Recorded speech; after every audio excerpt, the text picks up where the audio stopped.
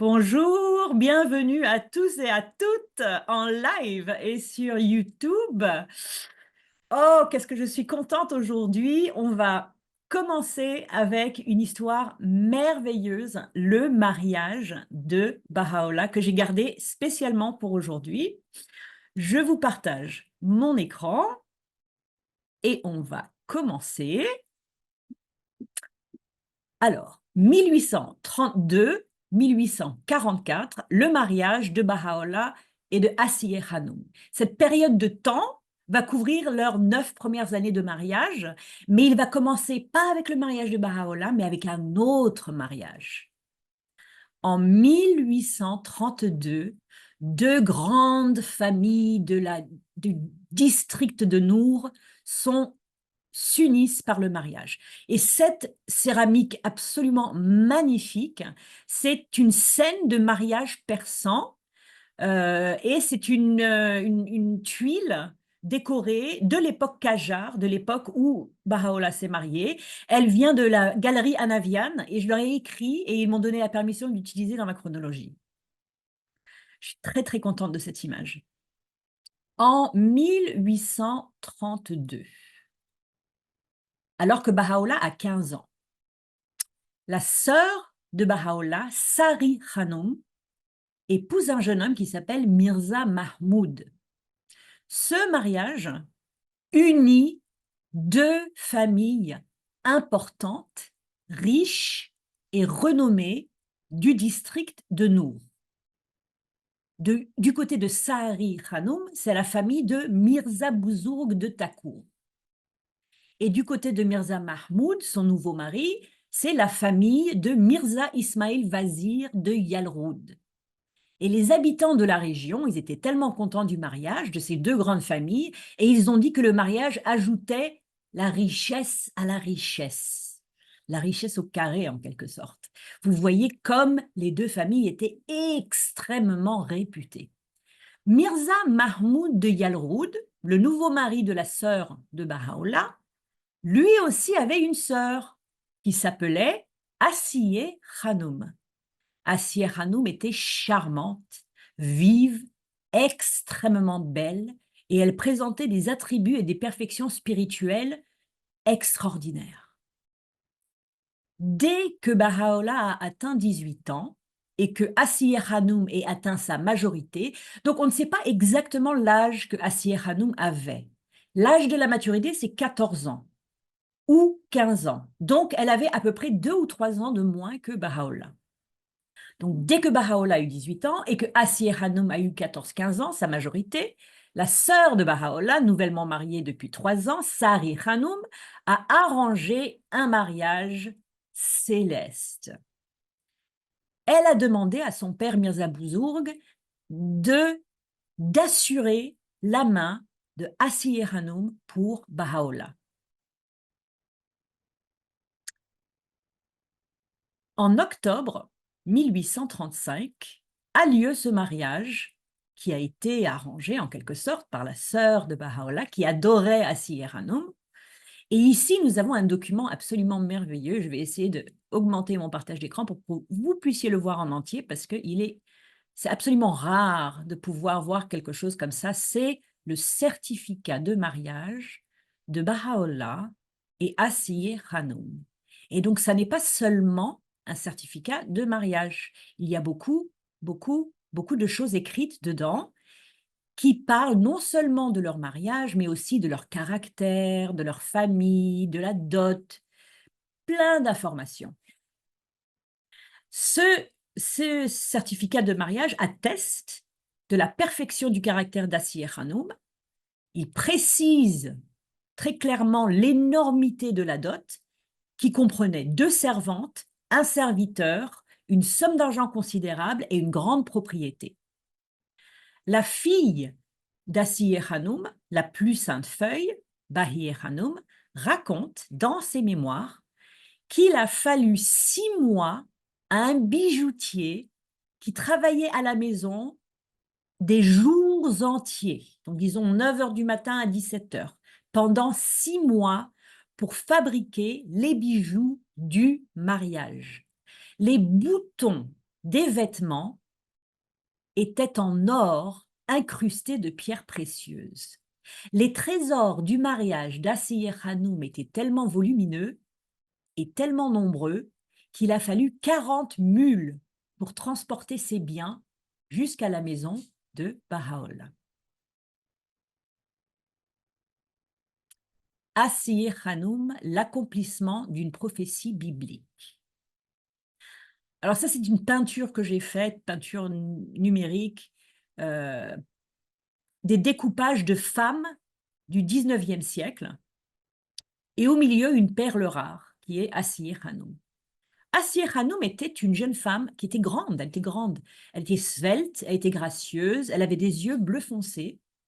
Sa fille, la plus sainte feuille, l'a décrite comme une perle, une fleur parmi les femmes. Assieh Hanoum était remarquablement sage et intelligente. Elle avait l'allure et la beauté d'une reine. Son caractère était tellement extraordinaire, où qu'elle aille, sa présence physique créait une atmosphère pénétrante d'amour, de bonheur et de douce courtoisie. Elle était pleine de considération pour tout le monde, douce, remarquablement désintéressée, et elle manifestait dans chacun de ses actes l'amour bienveillant de son cœur pur. Mais Assieh Hanoum était infiniment plus qu'une sainte jeune femme au caractère irréprochable. Assieh Hanoum occupe une place unique dans l'histoire des religions. Elle est la manifestation incarnée d'une prophétie biblique vieille de 2500 ans. Et Abdu'l-Baha a confirmé plusieurs fois que dans le livre d'Ésaïe, chapitre 54, versets 2 à 5, on parle non seulement d'Assieh Hanoum, mais de son mariage avec Baha'u'llah. Élargis la place de ta tente et qu'on tende les rideaux de tes demeures, n'épargne pas, allonge tes cordages et affermis tes pieux, car tu éclateras à droite et à gauche et ta postérité possédera les nations et rendra habitables les villes désertes. Car ton Créateur est ton époux, l'Éternel des armées est son nom, et ton Rédempteur, le Saint d'Israël, on l'appellera le Dieu de toute la terre.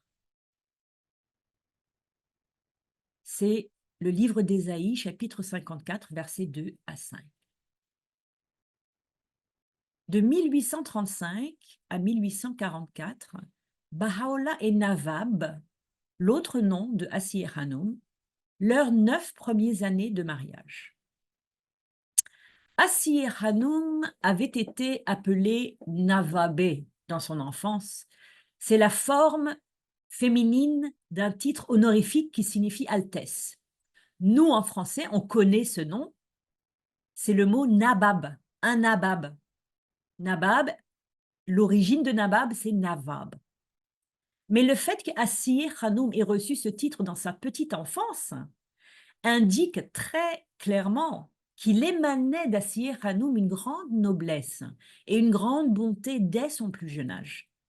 Baha'u'llah choisit de s'adresser à elle, pas par le terme Nawabeh, qui est féminin, mais il s'adressera toute sa vie à sa femme par le terme Nawab, qui est le terme masculin.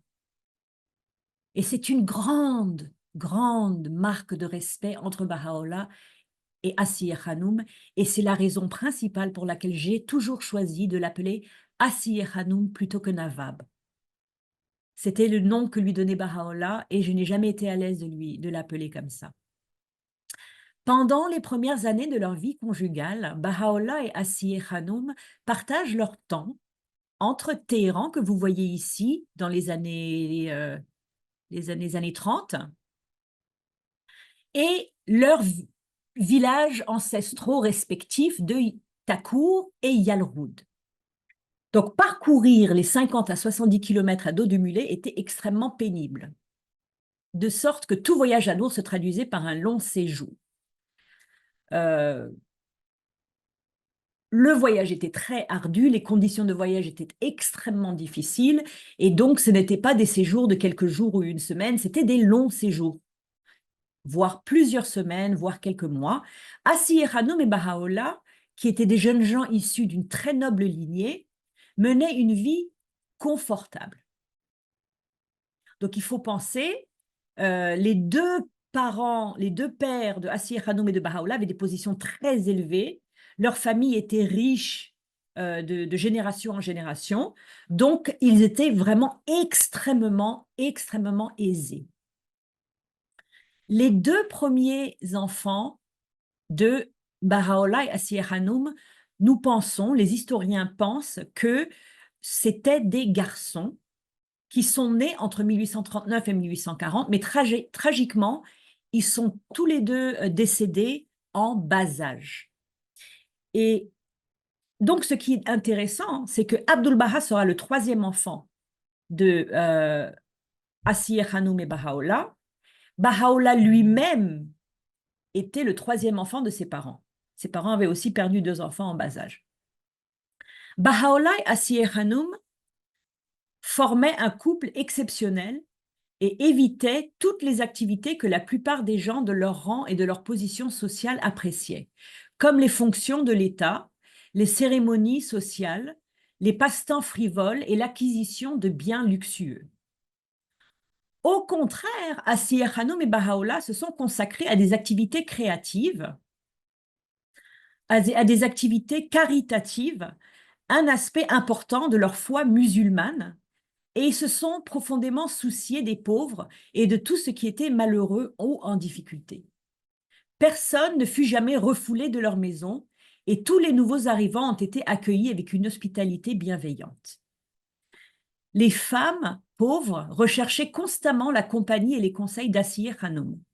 Elles lui confiaient leurs malheurs et se sentaient réconfortées et consolées par son aide bienveillante. Les actes de service de Bahá'u'lláh et d'Assi Hanoum leur ont valu des surnoms dans la ville de Téhéran. On appelait Bahá'u'lláh le père des pauvres et on appelait Assi Hanoum la mère de la consolation.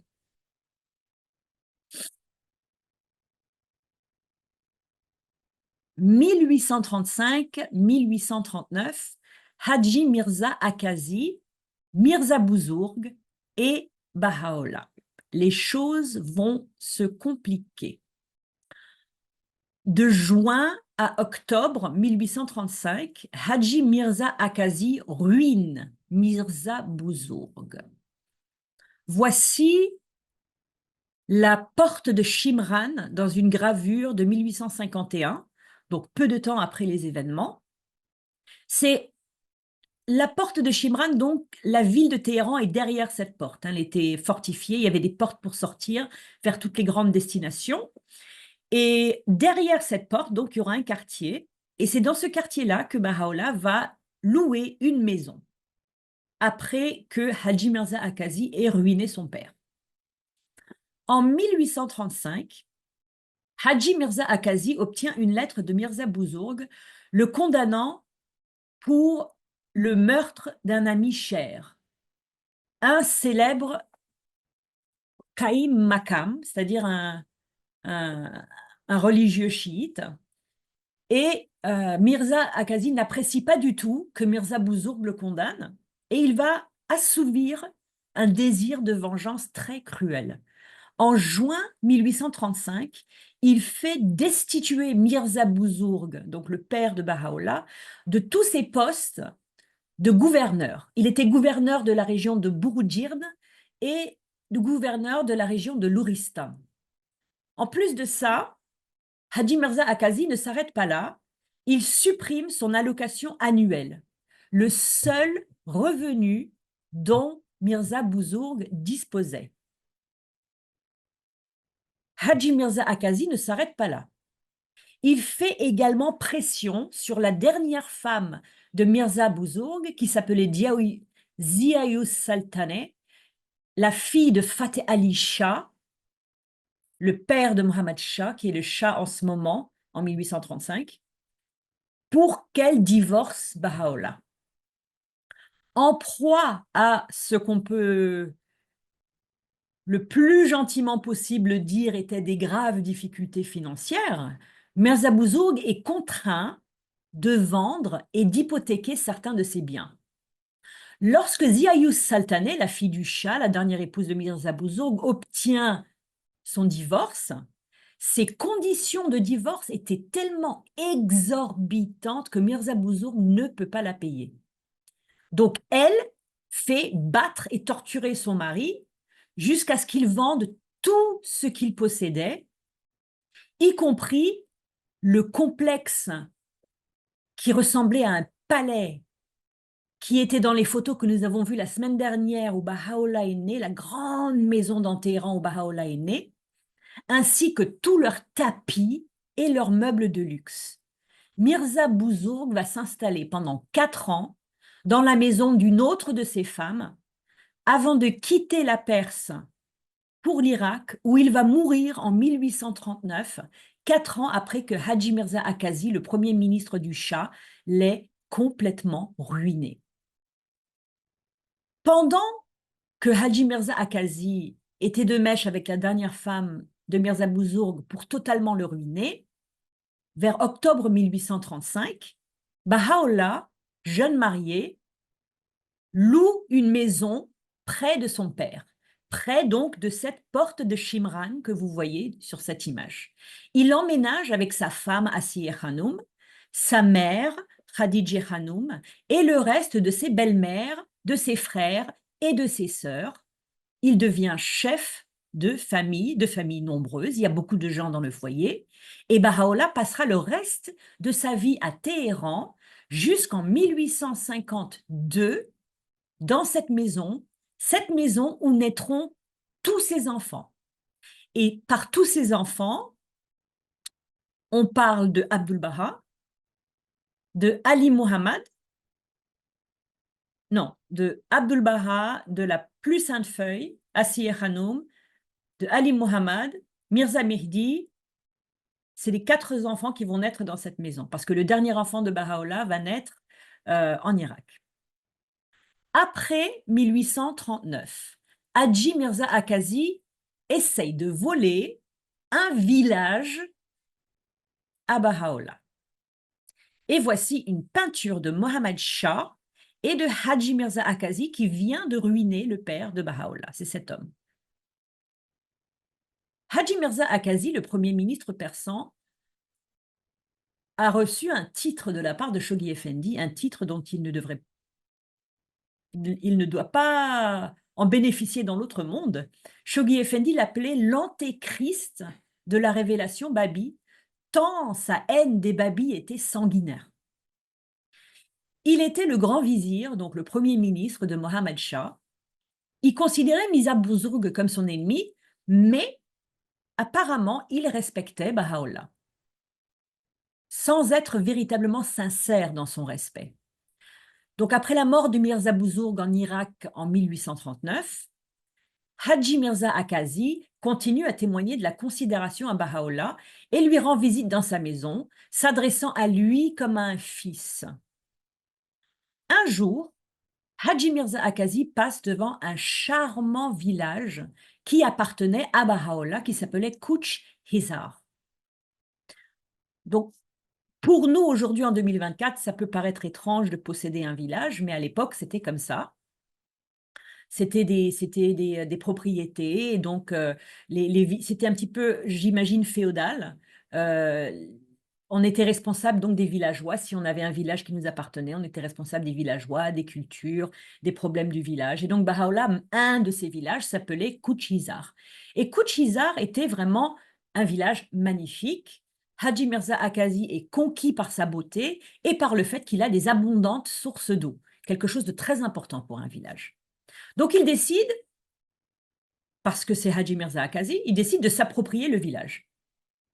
Il convoque Baha'u'llah pour l'acheter, mais Baha'u'llah lui dit il ne peut pas vendre le village parce que le village ne lui appartient pas exclusivement.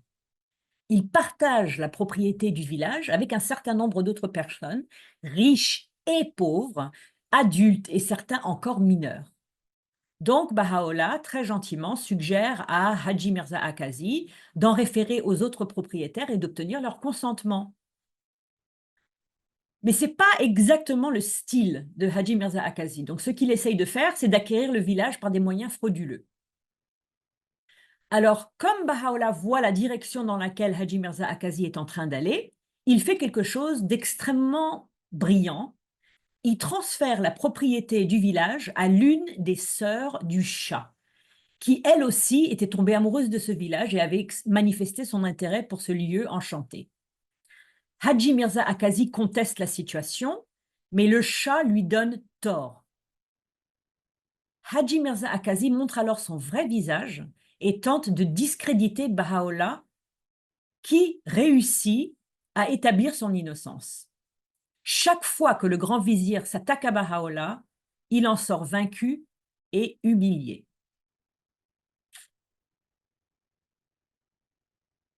Le 23 mai 1844, la déclaration du Bab et la naissance de Abdul-Baha.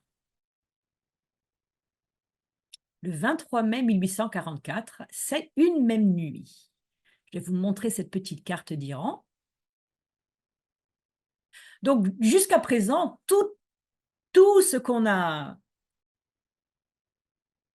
vu, tout ce qu'on a écouté, tout ce qu'on a vu sur la vie de Baha'u'llah, c'est un moment unique dans l'histoire de la religion parce que à partir de 1819, il y a deux manifestations de Dieu qui partagent le même sol. Au nord, à Téhéran, Baha'u'llah vit son enfance et sa jeunesse et se marie.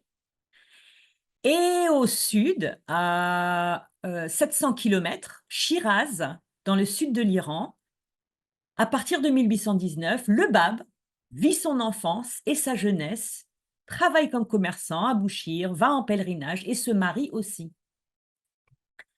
Le 23 mai 1844, quelque chose se passe qui unit les deux familles des deux manifestations de Dieu. C'est une même nuit où deux choses vont se passer. Les religions Babi et Baha'i sont profondément liées. La mission du Bab était non seulement de fonder une dispensation entièrement indépendante, une religion entièrement indépendante, mais aussi de sceller la dispensation abrahamique qui finit avec le prophète Mohammed, donc le sceau des prophètes, et inaugurer la dispensation de Baha'u'llah. Les deux manifestations jumelles, le Bab et Baha'u'llah, sont nées à 1 jour et 2 ans d'intervalle. Et leurs anniversaires sont un double jour saint pour les Bahaïs qui se célèbrent un jour et le lendemain chaque année selon le calendrier lunaire. Pendant la vie du Bab, à partir de l'année 1844, Baha'u'llah et le Bab commencent à correspondre.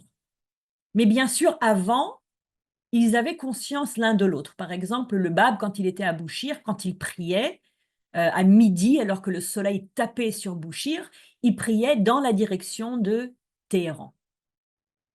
Un autre lien profond qui unit la foi Babi et la foi Baha'i, c'est le jour où la foi Babi est née, inaugurant la dispensation Baha'i, et aussi le jour où Abdul-Baha est né, celui que Dieu destinait à être l'exemple parfait et la personnification même dans ses qualités spirituelles, son caractère et ses moindres actions, des enseignements du Bab et de Baha'u'llah, la manifestation de Dieu pour le monde d'aujourd'hui.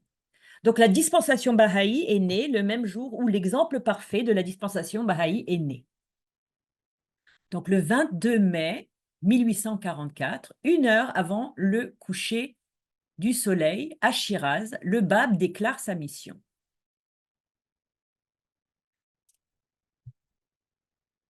Il était un descendant du prophète Mohammed, un seyyid. Il portait donc un turban vert, c'était son droit. Il est directement descendant de Mohammed et Khadija, son épouse, à travers leur fille Fatimeh. Il était âgé de 25 ans et il était de lignée pure et sainte et annonce à son premier disciple, Mollah Hossein, le premier à croire en lui disant ces paroles. En lui disant qu'il était le promis de l'islam.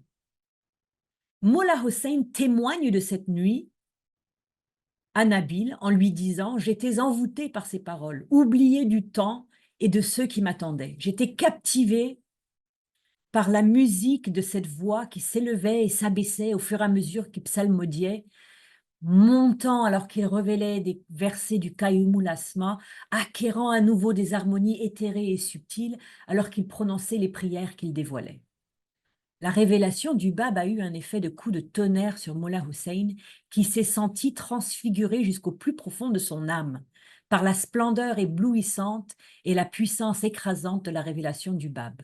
Cette transformation spirituelle instantanée fut l'effet que le Bab allait avoir non seulement sur les 17 autres lettres du vivant, mais sur les gens qu'il allait rencontrer tout au long de sa vie.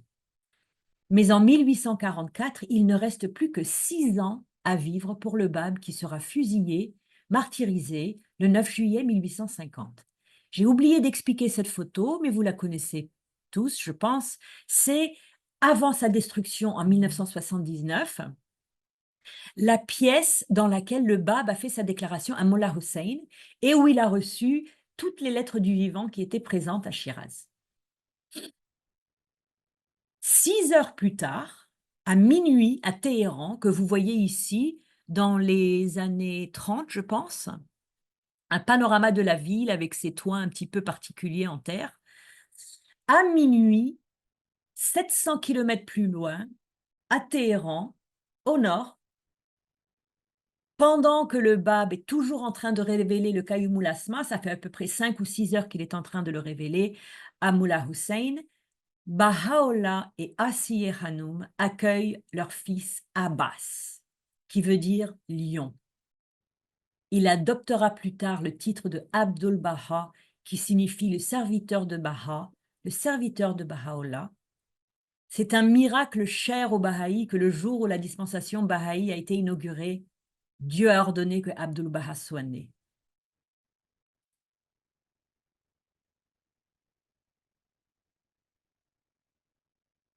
Après le 1er juillet 1844, un message du Bab. Donc, quelques semaines après sa déclaration. Ce qui se passe entre-temps, c'est qu'il faut que j'explique, c'est que vers le 1er juillet 1844, environ 40 jours après sa déclaration à Mollah Hussein, la déclaration du Bab à Mollah Hussein, c'est le premier jour où il a commencé à révéler le commentaire sur la sourate de Joseph, le Qayyum Asma, le premier livre qu'il a révélé. Il a pris 40 jours pour terminer cette révélation de ce livre, et pendant ces 40 jours, 17 des 18 lettres du vivant, les premiers Bahaïs, sont devenus ses disciples. Donc chacun d'entre eux a sensiblement eu la même expérience que Mollah Hussein, d'être présent pendant la révélation du Qayyum Asma. Vous remarquerez que seuls 17 des 18 lettres du vivant ont pu le rencontrer en personne, car Tahéré, étant une femme, n'a pas pu faire le voyage et elle a déclaré sa foi dans le Bab en l'ayant vu en rêve. Elle lui a envoyé sa lettre et il l'a nommée 17e lettre du vivant et Koudous sera le 18e. Vers le 1er juillet 1844, deux choses se passent. Les 18 lettres du vivant sont nommées et le Qayyum Asma est terminé. Une fois que cela est fait, le Bab rassemble les lettres du vivant, les hommes qui étaient là, et il les disperse avec des missions spéciales. Mollah Hussein voulait aller en pèlerinage avec lui à la Mecque.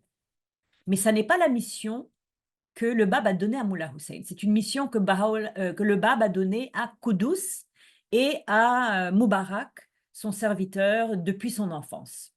À Mollah Hussein, le Bab a donné une mission beaucoup plus importante que celle-là.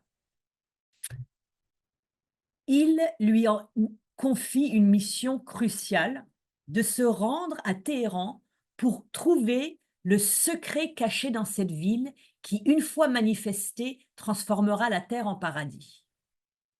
Voilà le seul indice que Mollah Hussein a, et le Bab l'envoie à Téhéran avec cet indice. Le Bab avait spécifiquement demandé à Mollah Hussein de passer par Esfahan, Kashan et Koum.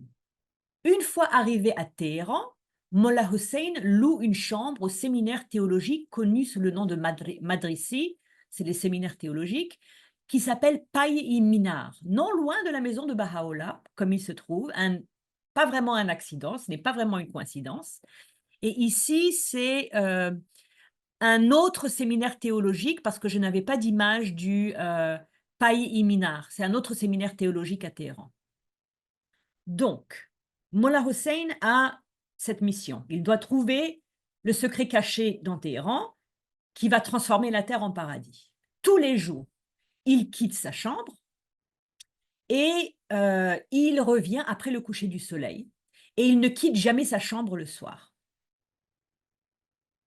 Donc, après avoir entendu Mollah Hussein parler à un divin, à un religieux chiite qui s'appelait Mollah Mohammad ibn Muallim de Nour, est attiré par lui en raison de ce qu'il a entendu dire au divin et en raison de sa passion et de son éloquence. Vers minuit, Mollah Mohammad ibn Muallim fait appel à Mollah Hussein, qui accueille son visiteur avec affection et courtoisie, mais il estime que c'est un signe qu'il soit venu lui rendre visite à minuit, qu'il est sur la bonne voie. Dès qu'il découvre que Mollah Mohammad ibn Muallim est originaire du district de Nour, Mollah Hussein commence à lui poser des questions très précises et très pointues sur le caractère et la profession de tous les membres de la famille de Mirza Bouzourg qui est mort il y a 5 ans.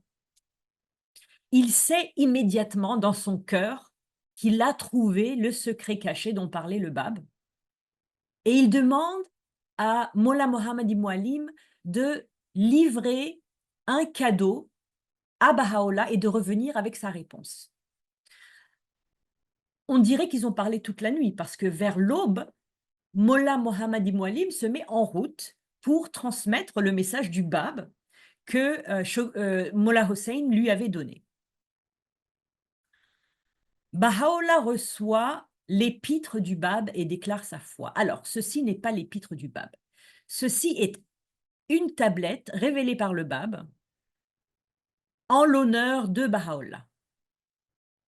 Nous n'avons pas l'épître de cette nuit-là. Alors que Mollah Mohammad ibn Muallim s'approche de la maison louée de Baha'u'llah, il reconnaît son jeune frère Mirza Moussa qui se tenait près de la porte. Mirza Moussa, à l'époque, devait avoir 23 ans.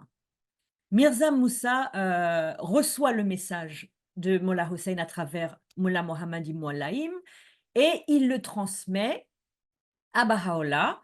Ensuite, il revient quelques instants plus tard et il souhaite la bienvenue à Mollah Mohammad. Mollah Mohammad offre maintenant l'épître du Bab à Baha'u'llah. Mirza Moussa le prend de ses mains, le dépose devant Baha'u'llah et Baha'u'llah invite les deux hommes à s'asseoir. L'épître était roulée. Donc, Baha'u'llah déplie le parchemin, il jette un coup d'œil sur son contenu et commence à lire mélodieusement certains passages. Après avoir lu une page du parchemin de cette tablette, Baha'u'llah se tourne vers son jeune frère Mirza Moussa et lui dit « Moussa, qu'as-tu à dire ?» En vérité, je le dis, celui qui croit au Coran et reconnaît son origine divine, mais qui hésite ne serait-ce qu'un instant à admettre que ces paroles, qui font vibrer l'âme, sont dotées du même pouvoir régénérateur, celui-là s'est certainement trompé dans son jugement et s'est éloigné de la voie de la justice. Et comme ça, Baha'u'llah était instantanément devenu un babi, adhérant totalement à la foi du Bab et à sa mission. En réponse à Mollah Hussein, Baha'u'llah confie à Mollah Mohammad ibn Muallim un cadeau de retour pour le Bab.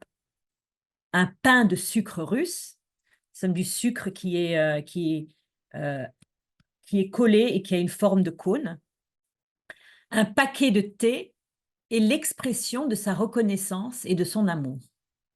Mollah Mohammad ibn Muallim remit le cadeau à Mollah Hussein qu'il accepte avec révérence, inclinant la tête et embrassant le précieux paquet. Sa joie et son exultation étaient absolument indescriptibles.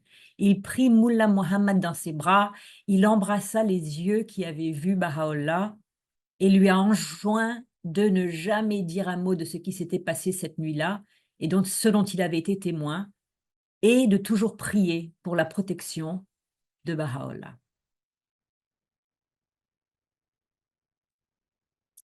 Entre le mois de juillet et le mois d'août 1844, Baha'u'llah proclame An-Nur.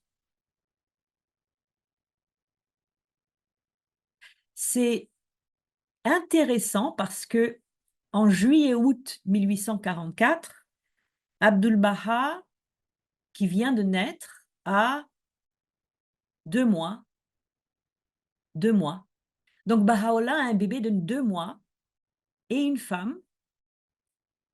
Et il a perdu ses 2 premiers enfants. Mais tellement Baha'u'llah a confiance en Dieu qu'il quitte sa femme et son nouveau-né pendant 2 mois. Et j'ai toujours trouvé cette histoire absolument extraordinaire, la confiance que Baha'u'llah a en Dieu. Après être devenu Babi, toute la vie de Baha'u'llah change, et la vie de sa femme et la vie de tous ses enfants vont changer, vont être dirigés par le fait qu'il est Babi. La première chose que Baha'u'llah fait après sa déclaration, il entreprend un voyage d'enseignement dans son district natal ancestral de Nour en juillet-août 1844. Toutes les qualités innées que Baha'u'llah avait développées dans sa jeunesse, sa maîtrise de l'argumentation, son savoir, son éloquence, sa profonde compréhension des sujets théologiques, deviennent encore plus aiguisées, vives, aiguës et pénétrantes lorsqu'il les met au service de la défense et de la promulgation de la foi babi. Baha'u'llah devient très rapidement le principal disciple du Bab. Voici la pièce, probablement une des pièces dans lesquelles Baha'u'llah est soit resté, soit a vécu ou a passé du temps, dans sa maison, la maison ancestrale de Takour, dans le district de Nour, où il va aller enseigner. L'esprit et l'éloquence extraordinaire de Baha'u'llah ont rapidement rallié à la foi babi de nombreux croyants éminents et influents, mais comme toujours, lorsqu'il y a victoire, il y a opposition, et le succès de Baha'u'llah a aussi rencontré et suscité l'hostilité et une intense opposition. Mollah Hossein, conformément aux instructions que le Bab lui avait données, lui envoie un rapport de tout ce qu'il a fait depuis qu'il a quitté Shiraz, toutes les villes où il s'est arrêté, et l'adhésion de Baha'u'llah à la foi babi, et la façon dont il s'est immédiatement levé pour proclamer la cause à Nour, et son succès fulgurant. Le Bab a reçu le rapport le 10 octobre 1844, donc ça vous montre un peu le temps que ça prenait pour que les lettres arrivent à dos de cheval ou à dos d'âne, ou à pied parfois. Donc il reçoit ce rapport le 10 octobre 1844, et le Bab est rempli d'une profonde joie pendant les jours qui suivent, son oncle l'entendant souvent répéter avec immensément de joie les mots « comme ce qui s'est passé entre les mois de Jamadi et Rajab, juillet et août, est merveilleux, extrêmement merveilleux ».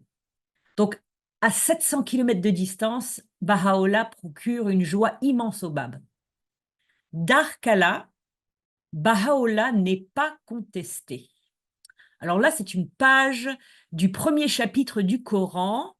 C'est de cette sourate du Coran que Baha'u'llah était en train de révéler un commentaire lorsque 2 étudiants arrivent et l'interrompent. Mollah Mohammed est le fils d'un parent et ami de Baha'u'llah, le célèbre Mujtahid de Yalroud à qui Baha'u'llah allait rendre visite, qui est maintenant décédé. Donc c'est Mollah Mohammed qui a pris la relève pour le gentil Mujtahid. Lui n'est pas si gentil. Il a pris la relève de son père et, poussé par ses étudiants à contester le message de Baha'u'llah d'un point de vue doctrinal, il envoie ses 2 meilleurs étudiants dans la ville de Darkala, la station d'hiver de la famille de Baha'u'llah au bord de la mer Caspienne, où il fait toujours doux. Lorsque les 2 hommes arrivent, donc les 2 meilleurs étudiants de Mullah Mohammad, Baha'u'llah était en train de révéler un commentaire sur le premier chapitre du Coran que vous voyez ici, la première sourate, qui s'appelle les 7 versets de la répétition. Lorsque les 2 hommes entendent l'éloquence persuasive de Baha'u'llah, son discours lumineux et ses paroles extraordinaires sur un thème aussi complexe théologiquement parlant et aussi élevé, ils sont absolument impuissants à le défier. L'un d'entre eux se lève et revient sur ses pas et se tient vers la porte avec respect. Il dira plus tard à son ami qu'il se sentait impuissant à questionner Baha'u'llah. Toutes les questions avaient complètement disparu de son esprit. Les 2 hommes envoyés pour défier Baha'u'llah étaient devenus des babis, après avoir simplement rencontré Baha'u'llah. Donc vous voyez la puissance spirituelle que Baha'u'llah a et cette fougue. Il a 27 ans quand il devient babi. Le bab a 25 ans, 2 ans de moins. Et, Mirza Moussa, le frère de Baha'u'llah, il doit avoir à peu près 26 ans ou 25 ans. Et Asiye Hanoum, quand son mari devient babi, elle a 3 ans de moins que lui, donc elle doit avoir 23, 24 ans. La renommée de Baha'u'llah grandit. Voici l'extérieur de la même maison dont on a vu l'intérieur tout de suite, là, ici. Ça, c'est l'extérieur de cette même maison, à Takour. La nouvelle que les 2 envoyés de Mollah Mohammad s'étaient convertis à la foi babi après seulement une rencontre avec Baha'u'llah se répand comme une traînée de poudre dans le district de Nour et sort les habitants de leur léthargie. Bientôt, toutes sortes de personnes affluent chez Baha'u'llah. Clergés chiites, fonctionnaires, commerçants, paysans, beaucoup d'entre eux deviennent babis. Certains disent à Baha'u'llah que le triomphe de la foi serait complet si Mollah Mohammad lui-même devenait aussi babi.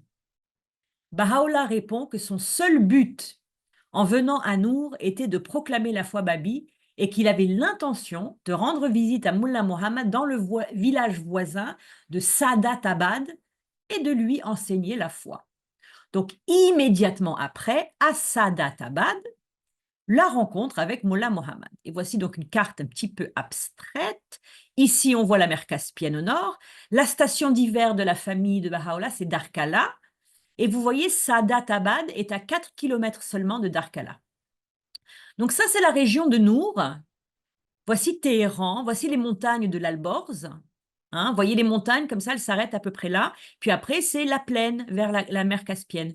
Et donc, Takour, la ville ancestrale de Baha'u'llah, elle est à 40 km de Darkala. Takour et Yalroud sont distantes seulement de 14 km, mais c'est 64 km pour aller jusqu'à Téhéran. Dès que Baha'u'llah avait prononcé ces mots aux gens qui étaient rassemblés en leur disant qu'il allait enseigner la foi à Mullah Mohammad, il se met en route pour Saadat Abad à 4 km, suivi d'un certain nombre de ses disciples. Mullah Mohammad reçoit Baha'u'llah en grande pompe, mais Baha'u'llah expose immédiatement et clairement son but. Je ne suis pas venu ici pour vous rendre une visite officielle ou formelle. Mon but est de vous éclairer au sujet d'un nouveau et merveilleux message, divinement inspiré et remplissant la promesse faite à l'islam. Baha'u'llah propose au Mujtahid de dissiper les idées fausses qu'il a sur la foi babi et qui l'empêchent de reconnaître la vérité. Mais la réponse de Mollah Mohammad est condescendante et dédaigneuse. Il dit « Je n'entends rien sans avoir d'abord consulté le Coran ». Il explique à Baha'u'llah que sa technique pour résoudre les difficultés consiste à ouvrir le Coran au hasard et consulter le premier verset de cette page qui lui indique donc la marche à suivre pour tout problème. Baha'u'llah ne soulève aucune objection à sa méthode et le Mujtahid demande qu'on lui amène un Saint Coran. il l'ouvre et ses yeux tombent sur un verset qui apparemment ne l'aurait pas avantagé parce que ce qu'il fait, c'est qu'il referme le livre saint en disant il juge déconseillé d'aller plus loin dans cette affaire. Baha'u'llah, ne désirant pas humilier davantage le pauvre homme, se lève et demande à être excusé et fait ses adieux à Mollah Mohammad. Donc voilà comment Mollah Mohammad, quelqu'un de très renommé pour ses connaissances religieuses et théologiques, traite Baha'u'llah. Mais maintenant, contrasté avec la façon dont un pauvre derviche errant va traiter Baha'u'llah. Ceci est l'histoire du derviche qui a reconnu la station de Baha'u'llah. Et je ne parle pas de la station de Baha'u'llah en tant que Babi, disciple du Bab. Je parle de Baha'u'llah, la station de Baha'u'llah en tant que manifestation de Dieu suprême. Un jour, alors que Baha'u'llah traversait Nour pour une excursion à cheval avec ses disciples, il rencontre un derviche assis au bord de la route, sur la rive d'un ruisseau. Seul, le jeune homme, les cheveux ébouriffés, est occupé à cuisiner et à manger sur un petit feu qu'il a allumé. Baha'u'llah aime de premier abord ce derviche. Il s'approche de lui et lui demande avec amour, « Dis-moi, derviche, qu'est-ce que tu es en train de faire ?» Le jeune homme lui répond un petit peu sèchement, « Je suis en train de manger Dieu. Je cuisine Dieu et je le brûle. » Baha'u'llah aime beaucoup les manières très simples du jeune homme et sa réponse franche, et il entame une conversation avec le derviche en lui parlant librement et tendrement. Peu de temps après, l'effet transformateur de Baha'u'llah sur le derviche est complet. Le derviche est éclairé sur la véritable nature de Dieu. Son esprit est libéré des fantaisies de la culture derviche et il reconnaît la véritable station de Baha'u'llah. Le nom de ce derviche était Mustafa Big Sanandaji. Il était originaire de Sanandij, près de 490 km de là, au Kurdistan. Le Kurdistan a une importance immense dans la vie du Bab et de Baha'u'llah, comme vous allez le voir dans les semaines qui viennent. Et donc, Mustafa Big Isanandaji venait du Kurdistan. Après avoir reconnu Baha'u'llah, Mustafa Big adopte un nouveau nom. Il s'appelle désormais Masjoub, l'attiré, et commence à suivre son bien-aimé, changeant les versets d'un chant d'amour mystique qu'il a composé spontanément et chantant les louanges de Baha'u'llah. Le refrain du poème de Masjoub, le nouveau nom du derviche, est le suivant. « Tu es l'étoile du jour de la guidance, tu es la lumière de la vérité. Dévoile-toi aux hommes, ô révélateur de la vérité. » Plus tard, le poème de Masjoub sera largement diffusé parmi les soufis, mais aucun d'eux ne saura que le poème était à l'origine composé pour Baha'u'llah. Masjoub est le seul à avoir vu la véritable station de Baha'u'llah, l'un des rares à l'avoir perçue avant sa révélation dans la Siyat Shal.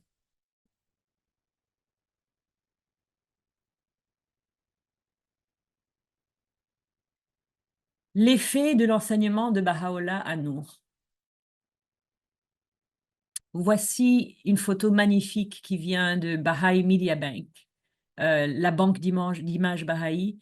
C'est une photo aérienne un petit peu ou depuis la montagne du village de Takour, le village ancestral de Baha'u'llah dans le nord de l'Iran.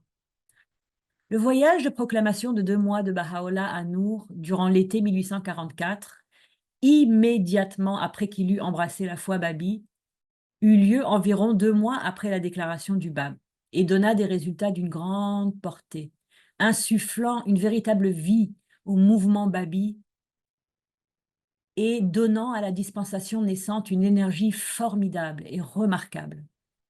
Baha'u'llah avait conquis le cœur des habitants de Nour. Il avait touché leurs âmes jusqu'au plus profond d'elles-mêmes et il avait enrôlé beaucoup d'entre eux dans la foi Babi grâce à son éloquence magnétique, à la pureté de sa vie, à la dignité de son être et à son attitude, mais aussi à ses arguments magistraux et à son amour bienveillant, constant et universel. Nabil, dans les chroniques de Nabil, témoigne de l'impact que Baha'u'llah a eu sur Nour, semblant accélérer même les pierres et les arbres. L'effet des paroles et des actes, alors que Baha'u'llah prêchait la cause et révélait sa gloire à ses compatriotes de Nour, était tel que les pierres et les arbres même de cette région semblaient avoir été vivifiés par les vagues de pouvoir spirituel qui émanaient de sa personne. Toutes les choses semblaient être dotées d'une vie nouvelle et plus abondante. Toutes les choses semblaient proclamer à haute voix: voici que la beauté de Dieu a été manifestée. Levez-vous, car il est venu dans toute sa gloire. Les babis de Nour consolidèrent les fondations solides laissées par Baha'u'llah en continuant à enseigner et répandre la foi babi.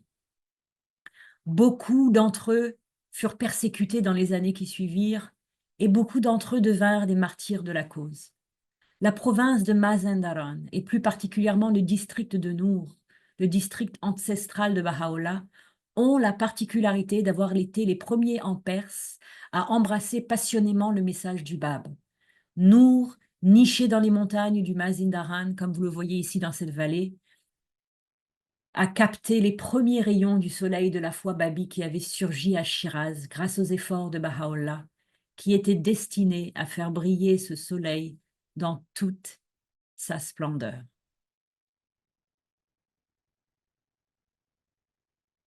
La semaine prochaine, nous allons commencer une très longue partie qui nous prendra plusieurs semaines à finir. Ça sera la vie de Baha'u'llah partie 2, 1844-1853, la naissance de la foi bahaï. Je vous remercie d'être venus ce soir et je vous remercie tous sur YouTube de regarder cet épisode. Et je vous souhaite bonne fin de semaine et à vendredi prochain.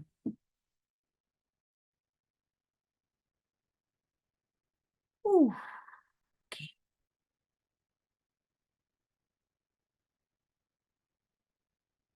Youssef, Youssef, enlève-toi de sourdine. Enlève-toi de sourdine. Toi là, tu m'as tellement troublée. J'étais Très en content de te plein milieu de revoir. ma présentation, j'ai bégayé même. Mais je t'en prie, ça m'a fait plaisir de vous retrouver toutes et tous, vous le savez très Ah, bien. on est content de te voir, Je on est suis très content de te content voir. de vous Est-ce que voir. Et puis, Aïcha est là? Elle est pas là, je vis. Aïcha? Aïcha, regarde, t'as vu ce que je porte? Elle m'a donné Magnifique, ça, Aïcha, c'est le cadeau qu'elle m'a fait. Je l'ai porté exprès pour elle. merci, magnifique, ça te va très très bien. Et merci beaucoup parce que Ah, cet bah, ça me fait épisode, plaisir. cet épisode-là, là, ce que tu nous as rapporté, c'est tellement puissant que ça nous laisse sans voix. Ouais, c'est pareil. Ça faisait très, très, très longtemps que j'avais pas revisité et j'ai été très touchée. Et ça m'inspire une question, comme d'habitude. Oh, ben, bien sûr, c'est bien, mais c'est là pour ça qu'on est là. Alors, je voudrais savoir si ce fameux Mejdoub, Masjoub, est-ce le derviche. le derviche, est-ce que par hasard, il est en lien avec ce fameux derviche Majdoub, excuse-moi pour l'accent, tu vois, où à un moment donné, je crois que c'est dans les 4 vallées, les 7 vallées, où il recherche sa Leili, tu sais, dans les différentes Non, c'est stations. Majnoun. Majnoun. Ah, pardon, Majnoun. ok. Masjoub, c'est attiré. Il a changé son nom attiré par Baha'u'llah. Il est attiré, donc c'est Masjoub. Ok. Majnoun, c'est Oui, l'amour éternel, c'est les Roméo et Juliette persans. Majnoun, ok. c'est Leili et Majnoun. C'est pour ça, ouais, Majnoun, ok. c'est l'homme, Leili, c'est la femme. Et c'est comme le Roméo. D'ailleurs, franchement, il va falloir que je lise sur ça parce que je sais pas vraiment, je connais pas vraiment l'histoire en fait. Je sais pas qu'est-ce qui se passe avec Leili et Majnoun. Je sais pas ils finissent ensemble ou pas. Ou... J'espère qu'ils finissent pas comme Roméo et Juliette. Hein, Et je crois que c'est plutôt une dimension spirituelle, c'est la quête de Dieu, etc. Ouais, C'est à un niveau beaucoup plus, tu vois. ouais, à un niveau beaucoup plus élevé. Ouais, c'est pas juste une histoire romantique. Tout à fait.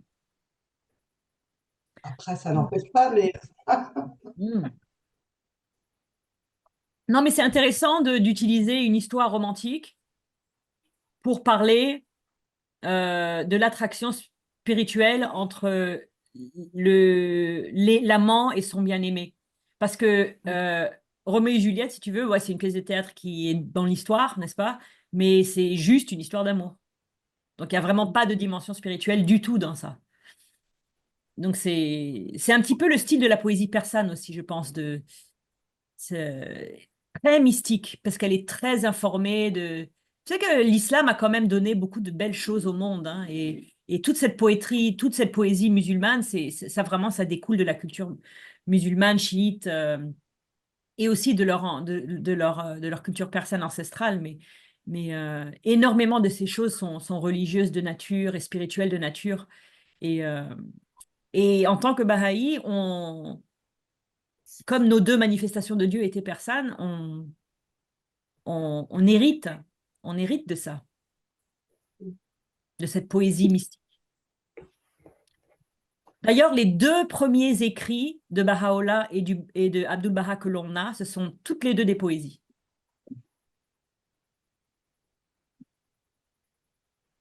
qui sont publiées d'ailleurs, toutes les deux.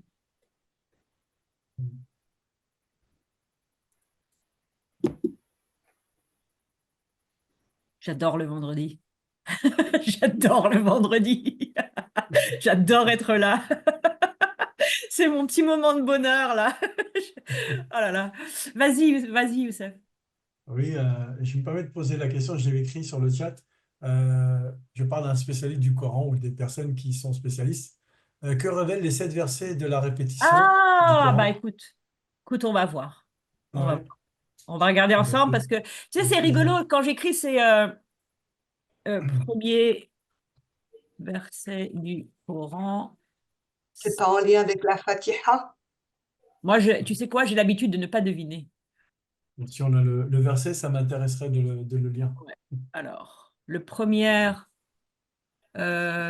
verset révélé du Seigneur, le nom traditionnel, la 86e, sourate 7, les murailles. J'avais dit quoi?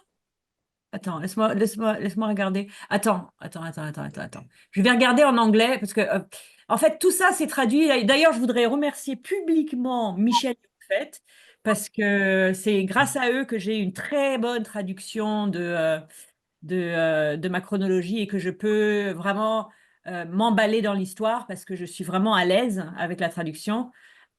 Avant, je le faisais avec Google et c'était tellement affreux que je bégayais constamment. Et là, c'est vraiment, OK. Alors là, en anglais, vous voyez, on appelle ça the seven verses of repetition. Donc moi, ce que je vais faire, c'est que je garde l'original. What are the seven verses of repetition? Quran. These seven.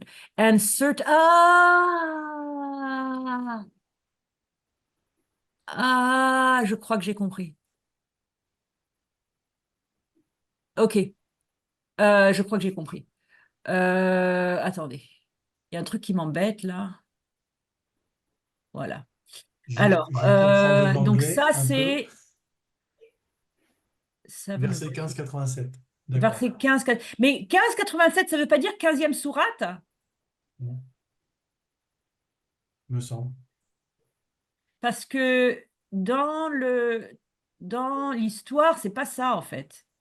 Dans l'histoire, c'est...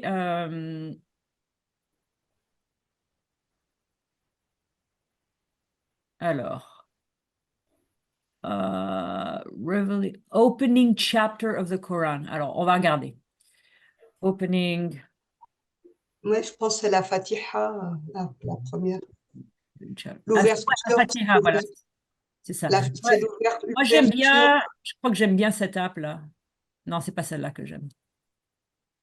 Il y Ça en a. veut dire l'ouverture en arabe. J'adore celle-là, Coran. Oh là là, j'adore ça.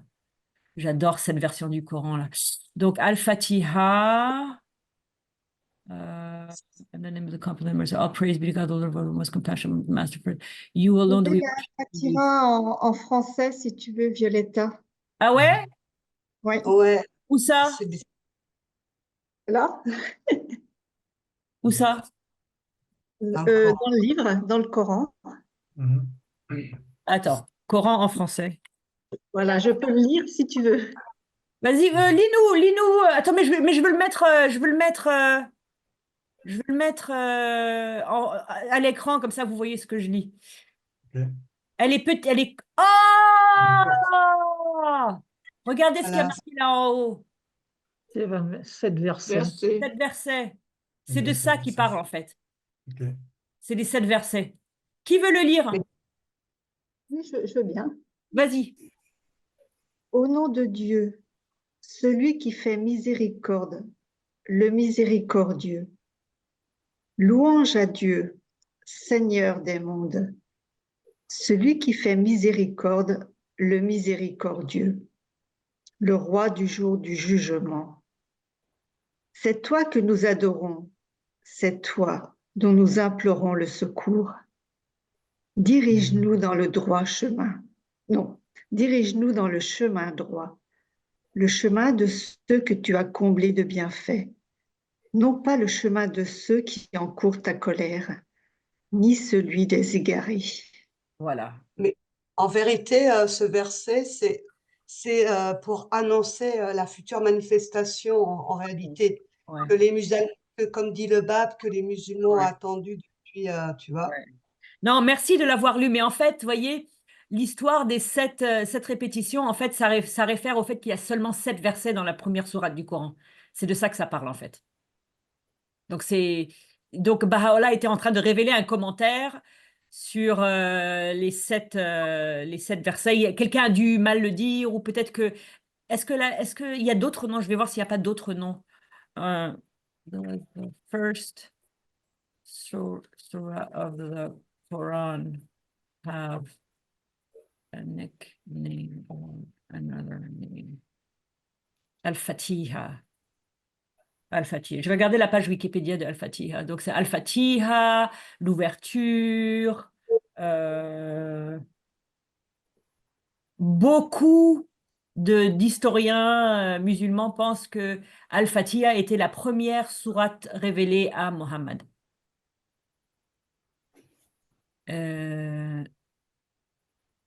Bismillah. Bon, après, c'est assez théologique. Il y en a qui pensent que Bismillah ne fait pas partie de cette sourate. Mais par contre, je voudrais vous montrer quelque chose de très joli. Très joli. Voilà.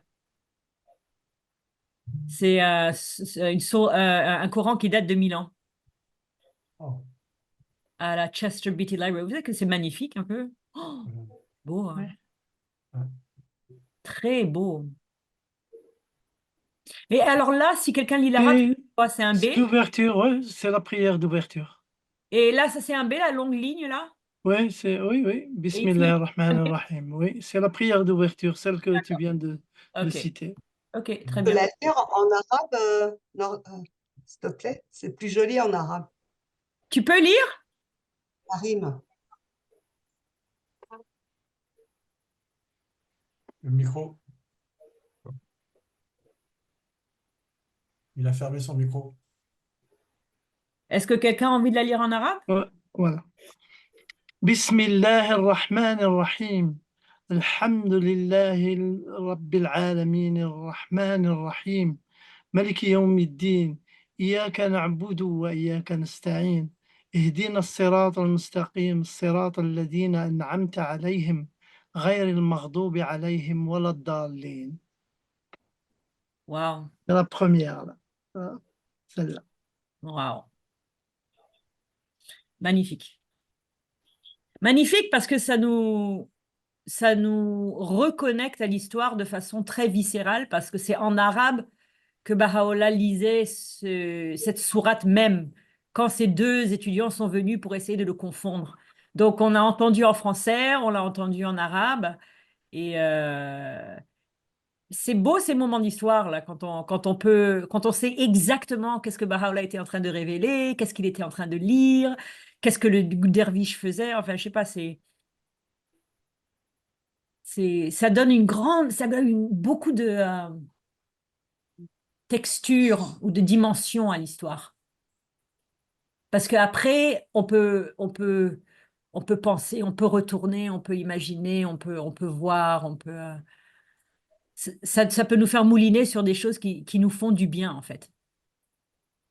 Sa lecture crée l'atmosphère tout de suite. Elle fait dans la condition qu'il se prépare, au moins qui était en train de se préparer pour les musulmans.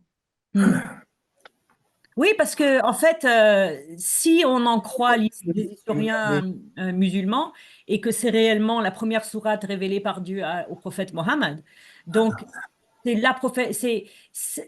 première sourate, elle a une place extrêmement importante dans la foi parce que Baha'u'llah parle très souvent la première sourate du Coran, le premier mot du Coran, la première lettre du Coran, le point qui est sous le B de la première lettre du Coran. Donc, ça a une importance pour beaucoup de religions, pas juste la religion musulmane. Oui, Ami de Fatia. Oui, je voulais juste dire une compréhension, parce que dans cette Fatiha, il est dit que guide-nous vers le droit chemin. Mhm, Alors, quand on réfléchit, les musulmans, ceux qui font la prière, ils sont déjà dans le droit chemin, celui de Mohammed. mhm. Et ils parlent de guide-nous vers le droit chemin. Donc, c'est un autre chemin vers lequel on tend, et bien entendu, c'est la révélation suivante. Ça, c'est quand on réfléchit un peu, quand on dit guide-nous vers le droit chemin, eh ben, quelqu'un qui est déjà un musulman, il a cru en Mohammed, il est déjà dans le droit chemin. Mais là, il parle d'un autre droit chemin, celui qui sera révélé par Baha'u'llah. C'est l'une des explications. Il y a C'est beaucoup d'explications là-dessus. c'est très, très, très intéressant ce que tu dis, parce que la station de Mohammed, c'est le sceau des prophètes, n'est-ce pas? Et lui, il savait qu'il était le sceau des prophètes. Parce que dans la Oui, première sourate qui lui est révélée et dans la première sourate qu'il couche sur papier, il parle de la manifestation suivante. Et s'il n'était pas le sceau des prophètes, il n'aurait pas fait ça. On est d'accord? Donc, quelqu'un qui regarde le Coran avec cet œil que tu viens de décrire, là, c'est que Mohammed est en train de préparer la voie pour le prochain, pour le Bab, pour Baha'u'llah, dès le début. Parce que dans la première page du Kitabi Aqdas, il faudrait que j'aille voir, mais je ne suis pas sûre qu'il y a une référence à la prochaine manifestation. moi je pense qu'elle veut dire que il y a les deux sens voulus là-dedans. Il y a le sens caché qui peut-être veut parler de, comme dit Hamid, de la prochaine, mais il y a aussi le présent, le Oui, vivant, parce que c'est le commencement de l'islam. Donc, exactement. elle peut concerner les musulmans qui sont en train d'apprendre l'islam. Donc, et il dit, c'est comme si un croyant parlait. Il dit, au Oui, nom de Dieu, oui, apprends-nous, guide-nous et tout oui, ça. oui, Ça oui. fait Oui, penser à la première oui, parole cachée. À la première parole cachée de Il est la gloire des gloires. Voici ce qui est descendu du royaume de gloire, qu'il faut proclamer par la langue de pouvoir et de la puissance, révélé aux prophètes d'autrefois. Tout ça. C'est exactement, c'est presque du parallèle oui, qui se oui, fait oui, avec cette oui, parole cachée du début oui. qui Ouais. instaure les Oui, mais choses. donc en fait, il y a il y a une temporalité aussi, hein, parce que il y a le Coran qui est révélé en 1000 et quelques, 1300, 1000, je ne sais pas, le siècle où il est révélé. Et donc, le premier chapitre veut dire quelque chose à cette époque. Puis après, 1000 ans plus tard, ou Oui. 1400 ans plus tard, le premier chapitre veut dire autre chose. On peut la réciter, elle voudra dire la même chose. Ouais. Ouais. Et en même temps, c'est aussi quand enfin, pendant l'exécution du bab, quand il s'est tourné en disant je suis le premier, vous avez invoqué mon nom depuis, tu vois, 1000 ans. Donc, c'est bien la preuve que c'était aussi annonciateur Ouais. de la prochaine manifestation, puisqu'on parle de la révélation progressive, comme il a dit Hamid, un messager cache un autre messager, évidemment, et comme tu disais, il y a une question temporelle, mais il y a toujours cette unité des messagers Mhm. par rapport à des chapitres Oui, d'époque je en pense, époque. oui, c'est exactement ce que Hamid était en train de dire, qu'en fait, c'est l'unité. Ce verset montre une unité. Je voulais juste savoir, est-ce que cette tablette de l'ouverture contient les lettres aussi qui ne sont pas résolues par les musulmans? Est-ce qu'elle contient ces trois lettres ou c'est uniquement, si elle ne les contient pas, c'est uniquement parce que elle correspond justement euh, au fait qu'elles correspondent au À l'actuel. prophète suivant, je dirais. Mais il n'y a pas les trois lettres qui sont Youssef, devant tu peux cette. Pas poser dans ton cette livre, mais arrêter prière. de le bouger pour qu'on puisse lire le titre? Je crois pas dans cette première Alors, je voulais vous le montrer, ce sourate. livre-là. Je le Et conseille Hamid peut confirmer. à tous les amis, sans D'accord. couper la parole à Ouais. notre ami. C'est j'ai eu la chance de voir monsieur et madame Bouchouch en Tunisie. Et c'est lui qui m'a donné ce livre. Et je l'ai même d'ailleurs acheté. Et vous pouvez le trouver au centre. C'est vraiment, c'est de monsieur Roshan Mustafa, version française traduite par Oulfet Bouchouch. Ah, Donc l'islam et la foi bahaï, c'est les amis en Tunisie. merci J'ai eu la beaucoup. chance de les rencontrer et j'ai passé des heures et des heures en leur compagnie. Ce monsieur qui a 87 ans, plus, et son épouse, que je n'oublierai jamais, et que Magnifique. j'ai eu des discussions, et je vous le conseille, les amis, d'avoir ce livre. Aïcha, Ouais. je pense que toi, tu l'as aussi. Et vraiment, c'est un livre extraordinaire, Waouh. parti en français et parti en arabe, bien Ah, sûr, super. pour, euh, pour justement les versets et la date de 1844, Merci. 1260, etc., etc., avec les révélations aussi sur le christianisme, avec le Merci. judaïsme et jusqu'à justement la foi que nous connaissons. Voilà, c'est un livre que j'aime beaucoup et Merci beaucoup. que j'ai gardé précieusement. Merci pour la recommandation, Youssef. Monsieur Kerbouche, est-ce que vous savez les lettres cachées dont parlait Christine?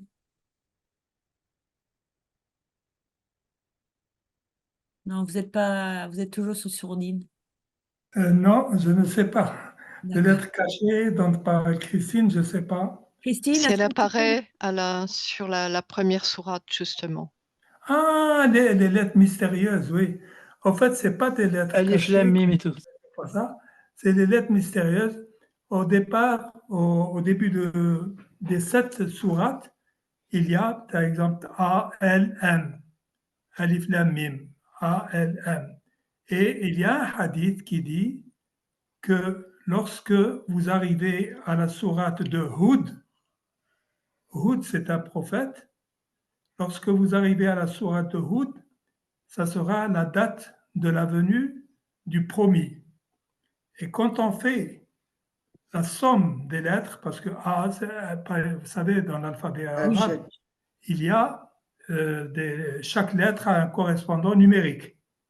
Ainsi, Alif, c'est 1. Alors, A, B, Jid, Hawazin, Hattoya, Killemna. Moi, je la connais comme ça. A c'est 1. B, c'est 2. Jim, c'est 3. Del, c'est 4. Ha, c'est 5, etc. D'accord. Alors, quand on fait le calcul, jusqu'à la sourate Hud, on arrive à 1267. Oh, l'année de la déclaration du Bab. Voilà. Alors, 1267, en fait, la foi bahaï, la foi musulmane a duré 7 ans parce que Mohammed il a commencé à annoncer la foi avant son hégire. L'hégire a eu en 610, en 622, pardon, 622. en 622 de l'ère chrétienne. Mais Mohammed est parti de la Mecque à Médine, il a fui parce qu'il était persécuté. Et quand on fait le calcul, on trouve exactement 1260, quand on tient compte de ces années, parce que, encore une fois, le commencement de la foi musulmane a commencé 7 ans avant l'hégire. Mais en hégire, c'était 1267, je ne sais pas si j'arrive à bien expliquer. Non, non, non, c'est bien, regarde, je t'ai mis là pour t'aider. Pour, tu vois, 1260, c'est 1844. Voilà, Ça, c'est un outil que j'utilise tous les jours, à Bibourg. très bien. Bah, écoute, tu es Donc, bien tu vois, parce que étudié. en fait, tu as la date de 1267, ça fait 1850. Tu as enlevé 7 ans, ça donne 1260 qui donne 1844. C'est ça? Voilà, exactement. Si vous avez le courage d'aimer de M. Gadimi, il explique très très bien, c'est le numéro 6, parce que M. Gadili, il a fait toute une série. Ah, il est merveilleux, Monsieur Gadimi. Alors, justement, c'est lui qui explique avec détail. Il cite les hadiths. Les hadiths, ce sont les paroles, soit de Mohammed, soit ceux qui ont vu Mohammed, Mhm, compagnon du prophète, qui disent voilà, et ça fait toute une suite, mhm. une chaîne. Alors, il y a certains qui n'y croient pas parce qu'il dit j'ai vu X, qui a vu Y, qui a vu Z, qui a vu ça, qui a vu le prophète. Donc, ça peut Ouais, remonter. ouais. Ce qui fait qu'il y a beaucoup de chaînes qui ne sont pas très fiables, surtout entre les sunnites et les chiites. Ouais, ok. Les hadiths qui sont fiables chez les D'accord, chiites, parce qu'ils les interprètent différemment. Mais voilà. Hamid, est-ce que je peux te poser une question? Est-ce que les musulmans, ils font beaucoup de choses par rapport aux calculations, par rapport au nombre de lettres, comme les Bahaïs font? Alors, le commun des musulmans, il ne fait pas attention à ça. Ah, d'accord. Non, il ne fait pas attention. Alors, maintenant, il y a des gens qui font des études, qui approfondissent. Pourquoi? Alors, chacun, les ulama, les hommes de religion, chacun donne une explication à sa façon. D'accord. L'alif veut dire ça, le lam veut dire ça, le mim. D'accord. Et c'est de là que viennent Oui. les différentes sectes.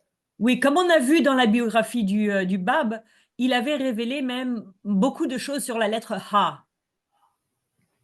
La lettre Ha et les autres lettres. Donc ça, ce genre de choses, tu nous dis que c'est le genre de choses que les théologiens font au niveau de doctorat, de dissertation, des choses comme ça, c'est ça? Tout à fait. La lettre Ha est équivalente au nombre 5. Et 5, si tu prends le mot Bab, alors le Ba, c'est 2. Le A, parce que Ba, avec en allongeant, ça fait 1, ça fait 3. Et le deuxième Ba, ça fait 5. Ouais. Donc le Ha, qui correspond à 5, correspond aussi Au nom du Bab.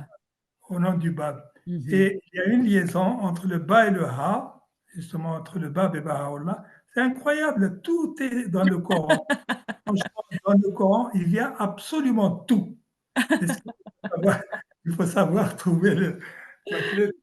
Non, mais donc pour les gens qui parlent arabe, il y a un véritable plaisir à voir ces connexions, en fait. Et en même temps, juste pour ajouter, Hamid, il peut confirmer, il y a à chaque fois le 19, il revient systématiquement dans les sourates. Le 19, le fameux chiffre 19. Le 19, il y a tout un livre qui a été écrit dessus. Parce qu'il y a un verset du Coran où il y a comme quoi le feu a été gardé par 19 membres. Comment le feu gardé? Les 19, ce sont eux qui ont gardé justement la foi. Ils parlent des 19 lettres, les lettres du vivant, les 18 avec le Bab 19. Ouais. Et il y a énormément de choses. Vraiment, le Ouais. Coran, c'est une source unique, surtout comme tu l'as bien dit, Violetta. Nous descendons un petit peu, si vous voulez. Nous devons connaître la foi musulmane.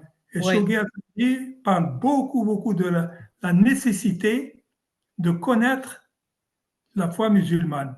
Parce qu'il y a énormément de choses qu'on ne peut pas comprendre comme il faut si on n'est pas instruit dans l'islam. Voilà.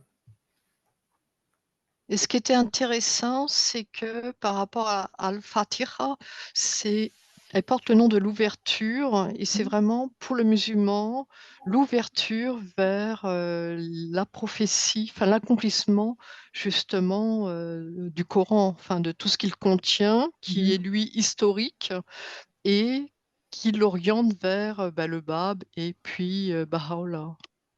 Mhm. Juste pour, j'ajoute cette petite clarté qui me semble importante. Vous savez, les musulmans font 5 prières par jour, Oui. Ah oui, quotidiennement. c'est vrai. Voilà. Alors, nous avons la première, qui est de Sobh, qui a 3, comment on appelle, raka'a, quand on met la tête par terre, les géniflexions, non pas les géniflexions, quand on met la tête, parce Au que sol. Quand on s'agenouille. Prosternation. Prosternation. Alors, la première comporte 3 prosternations. Prière du matin. Ensuite, Dhahr comporte 4. Ensuite, l'Asr Celle de midi. 4, Maghreb 3 et l'Isha 4. Quand on fait le calcul, ça fait 17. 17 fois, parce que dans chaque prière, il faut qu'il lise la Fatiha. La Fatiha, ça veut dire l'ouvrante. Parfois, on l'appelle l'ouvrante. Enfin, Ah, à chaque fois, ils doivent lire l'ouvrante. à chaque fois. Ah, waouh. C'est Bismillah une autre ar-Rahman preuve, hein. C'est ar-Rahim. une autre preuve, hein. La confirmation. Ce qui fait que le musulman doit dire 17 fois l'ouvrante. Et 17 fois, Waouh. il doit demander, c'est l'un des écrits du Bab, il dit, vous demandez 17 fois à Dieu de vous guider par jour, 17 fois par jour, et quand il vient le bas, vous ne le reconnaissez pas. 17 fois, il Waouh. dit, guide-nous vers le droit chemin. Et le droit chemin, ce n'est pas, ça ne peut pas être autre chose que le droit chemin qui vient après Mohammed. Oh my God. Mais il y a un moment donné, hein, dans la vie du Bab, on a vu ça ensemble, pour ceux qui ont fait la vie du Bab, là, qui est sur les Amis du mercredi, on a vu qu'à un moment donné, il était tellement déçu des gens, tellement déçu. Il était vraiment, à un moment donné, il était vraiment triste de leur aveuglie, du fait qu'ils étaient aveugles. Et quand tu dis Aveuglement. ça, je me rappelle de ce moment dans la vie du Bab où il était vraiment triste. Les gens l'ont rendu vraiment triste. Oui, Et surtout que l'ouverture signifie aussi inauguration. Ouais, Donc, bon, ça correspondait vraiment à ce qu'il essayait de leur faire comprendre. ouais. Et l'aveuglement de ces hommes, justement, de pouvoir, le fait qu'ils ne consentent pas à, je dirais, s'immerger, enfin, n'aient pas la vision et soient complètement voilés, devait vraiment l'anéantir intérieurement, quoi. Enfin, Ouais. c'est vraiment, c'est assez troublant. Ouais, c'est troublant quand on vraiment la déception d'une manifestation de Dieu, c'est quelque chose de vraiment triste à voir, hein.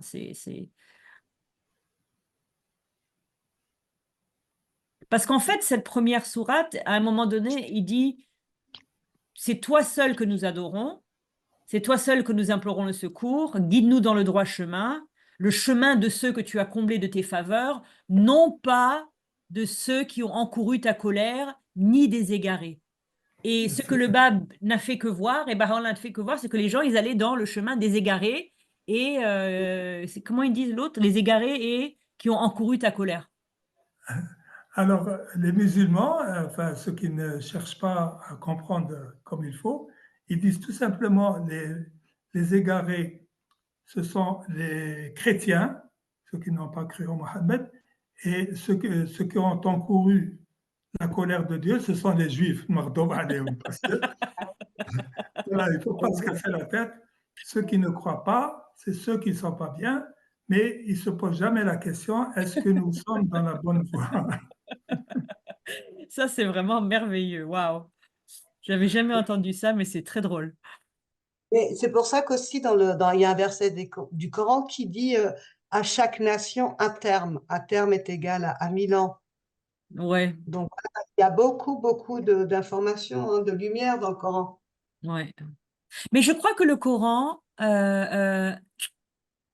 oh, comme la Bible, hein, il faut avoir un guide. Tu peux pas te lancer dans le Coran en sachant rien et penser comprendre parce que sous chaque mot, il y a des allusions et c'est juste là, ça fait je sais pas combien de temps qu'on parle du plus petit, de la plus petite sourate. On fait 45 minutes sur la plus petite sourate et on n'a même pas encore été jusqu'en profondeur, hein, donc Alors, c'est dans pour le ça que Shoghi Coran, Effendi dit que c'est important.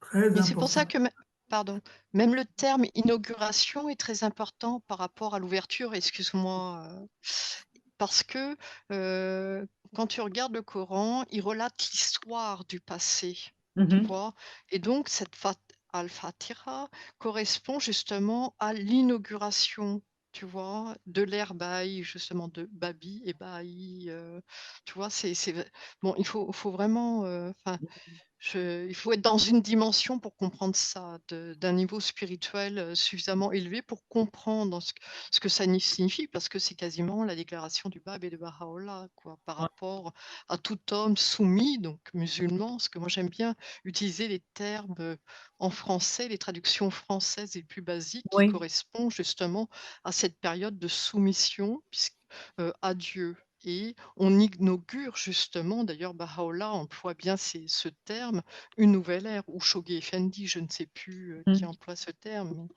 bon, c'est vraiment quelque chose Ouais. qui est historiquement, normalement pour le musulman, très très fort aussi, enfin devrait l'être en temps normal. Mais c'est très important de toute façon tout ce qu'on est en train de dire parce que si on regarde le volume des œuvres de Baha'u'llah, du Bab, de Abdul Baha, le nombre de fois que le Coran est cité, c'est des milliers et des milliers et des milliers et des milliers de fois. Des milliers de fois. On devrait être beaucoup plus curieux. Vas-y, Youssef, tu avais ta main levée. Oui, rapidement, parce que je parlais justement avec Kharouche qui disait quelque chose de très fort. En Tunisie, il y avait, moi j'aime beaucoup les réunions de prière quand on les faisait là-bas. Et ici, pareil, parce que quand il lisait un des versets du Coran, chacun ou chacune d'entre nous pleurait. Et il y avait justement un ami Baha'i là-bas en Tunisie, Alain Marsin, qui me dit, mais pourquoi est-ce que tu pleures, Youssef? Moi, je dis, bah, écoute, je ne sais pas lire l'arabe, mais quand une parole de Dieu me touche, eh bien, j'ai mes larmes qui coulent. Et je dis, bah, je réagis de cette façon. Il m'a dit, bah, tu sais, ça veut dire que quelque part, quand tu pleures, c'est parce que ton cœur et ton âme a été touché. Donc Oui. moi, je pense qu'on n'a pas encore, enfin, moi personnellement, le petit Tunisien d'origine juive qui vient de la Tunisie et qui se trouve devant les écrits du Bab et de Baha'u'llah et qu'on me dit, quand je dis, je surprends beaucoup je sais pas pourquoi, j'ai les Marocains, Algériens, pourquoi est-ce que je m'entends bien avec eux d'ailleurs, en fait? Pourquoi je suis bien avec eux? Et pourquoi ils me disent, quand je leur dis devant eux, mais tu étais juif? Je dis, oh non, non, je ne suis pas juif, je suis juif, chrétien et musulman. Comment? Juif, chrétien et musulman?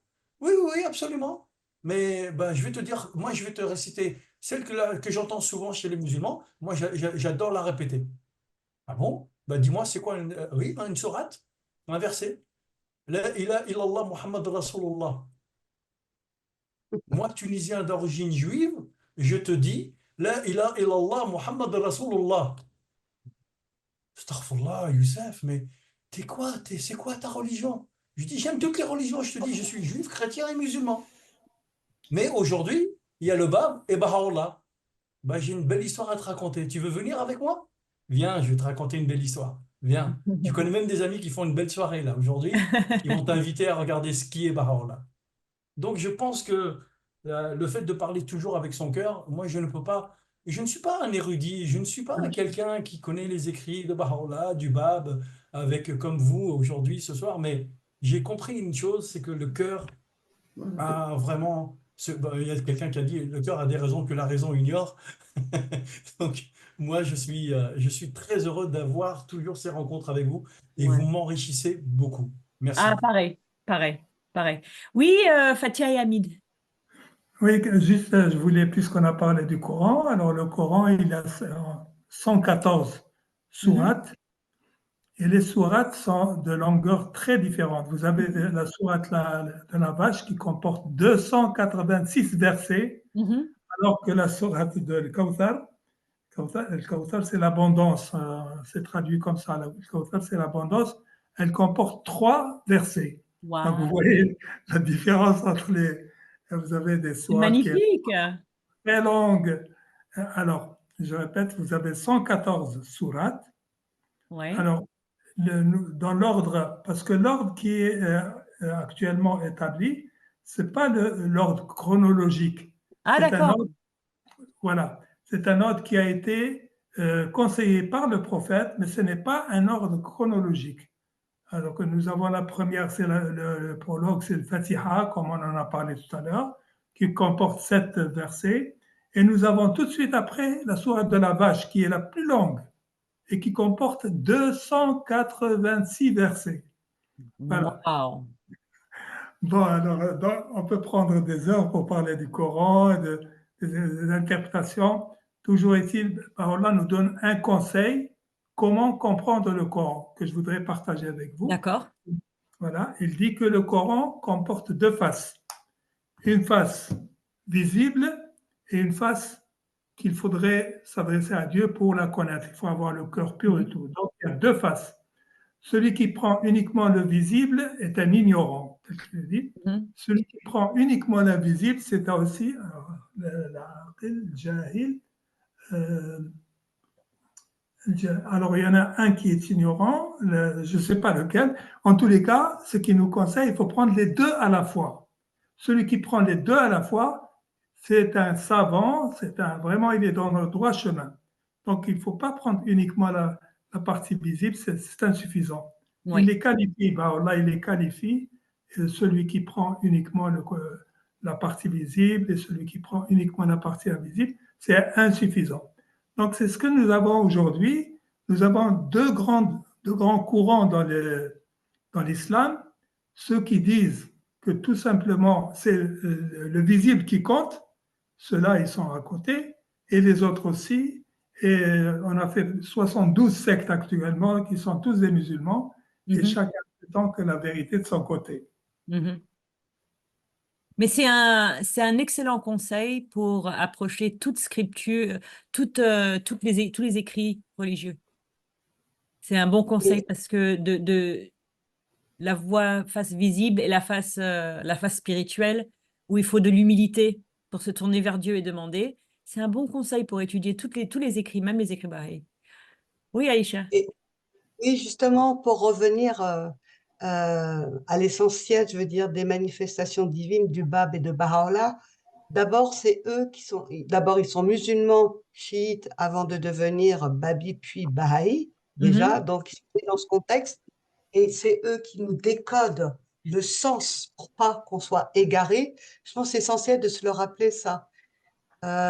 Tu vois, parce que quand même, d'après tout ce que tu nous as rapporté, les commentaires, les révélations, etc., d'autant que le Bab, il a révélé, je crois, plus de 90% de ses écrits en langue arabe, et voilà, plus de 50%. Donc, je pense qu'il y a quelque chose en lien avec la force de la langue arabe, de révélation, en lien avec le Coran, parce qu'ils sont tous les deux musulmans, des manifestations, bien sûr, mais d'origine musulmane à la base, et c'est eux qui nous décodent l'essentiel pour pas qu'on s'égare, justement.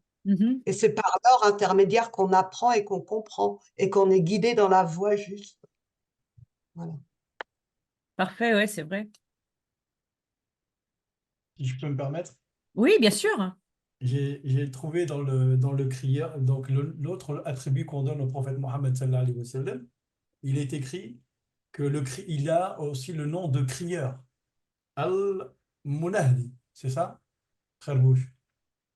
Donc, Al-Munadi. ouais, c'est ça. Et donc, il dit, à part prophète, messager ou apôtre, le Coran a donné d'autres noms de manifestations de Dieu. Par exemple, Mohammed est appelé le crieur, comme le démontre le verset suivant. Seigneur, nous avons entendu un crieur, il nous appelait à la fois et il criait, croyons en Dieu, et nous avons cru. Sourate 3, la famille d'Imran. ربنا إنا سمعنا مناديا ينادي للإيمان أن آمنوا بربكم فآمنا. C'est ce que vient de dire en français Youssef. Ouais. Ah. Merci. En parenthèse, la langue arabe, Paola, il en parle aussi. Il dit, si c'était pour moi, j'aurais demandé la langue arabe comme étant la langue de l'avenir. Mais je laisse les gens eux-mêmes choisissent leur langue. Il faut qu'ils donnent même la manière. Il faut que tous les gens s'organisent et choisissent la langue qui leur convient. Alors là, n'est pas un dictateur. Il a laissé les gens choisir. Voilà, je ne sais pas si vous l'avez lu, cette phrase. Oui. Oui, la langue arabe est la plus précise. Ah Oui, ouais. la plus riche, Oui, la plus riche. la plus précise, oui.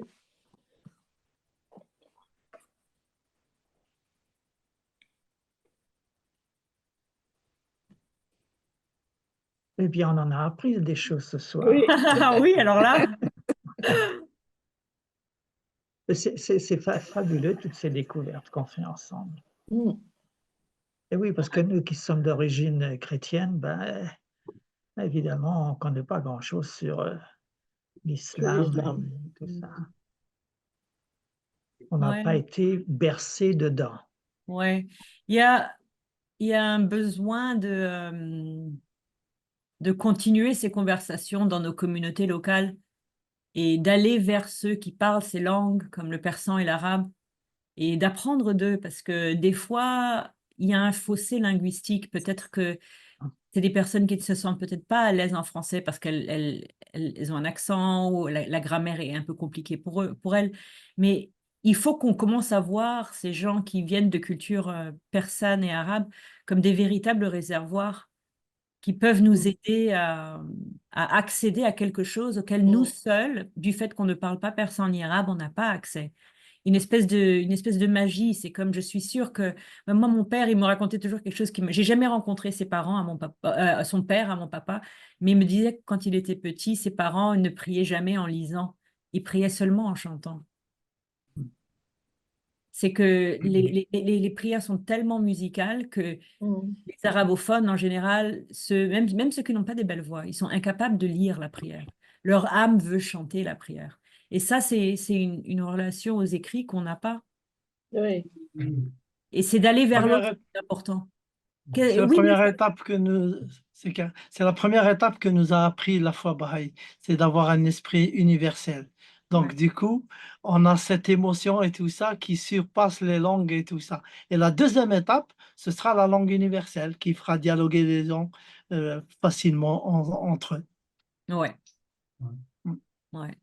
Mais Que l'arabe reste toujours la si langue on de... entend un chrétien ou un juif ou un musulman, un Baha'i qui est de ces origines-là, même quand il entend une prière persane ou française ou arabe, ça, il est ému. Il est Mm. ému parce il est au-dessus de la parole, il pénètre l'essence même du contenu. Donc, du coup, la compréhension est plus facile que d'aller chercher la langue, que veut dire quoi. La langue, c'est un deuxième outil qu'on va avoir dans le futur pour la langue Je universelle. crois qu'on a eu un aperçu quand même ce soir assez important de la richesse de l'arabe et juste peut-être une toute petite introduction sur la beauté du Coran. Et je pense que ça, c'est quand même très, très beau. C'est pas exactement dans le sujet de ce qu'on a fait, mais c'est le but de ces rencontres. C'est d'échanger et de sortir un moment de partage. Moi, j'ai beaucoup appris ce soir. Tu Oui, voulais moi dire aussi. quelque chose, Youssef? Ouais. Oui, rapidement, parce que bah, j'ai envie de compter un petit peu sur vous ce soir, parce que j'ai besoin que vous priez pour mon ami Mohamed. C'est un monsieur que j'ai rencontré ici dans ma ville. Je t'en ai parlé, Khalbouch, et je sais que on aura l'occasion certainement de venir te voir à la maison. Il y a des circonstances qui n'ont pas permis. Alors les amis, écoutez, c'est un homme que je respecte, qui est musulman, qui est devenu un ami, un véritable ami. Et quand je dis ami, je donne la plupart de ceux et celles qui me connaissent ici aujourd'hui, je ne donne pas mon amitié à n'importe qui et n'importe comment. Mon amitié, je la donne jusqu'au dernier souffle de ma vie à des gens. Et j'ai tellement aimé ce monsieur, sa famille, j'ai eu la chance de connaître ses enfants.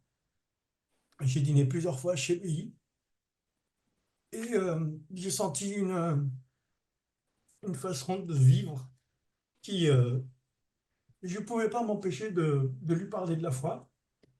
Et il m'a demandé, bah, il m'a le jour fatidique, hein, vous savez comment que ça se passe. Oh non, mais Youssef, tu t'appelles Youssef, donc tu es musulman, puisque tu es né en Tunisie. Et encore je répète, et encore je réexplique, et encore je... bah, j'ai mon chemin de croix, moi, hein, c'est Youssef Smadia, c'est Youssef, c'est... Et moi j'ai mon chemin de croix, comme Jésus.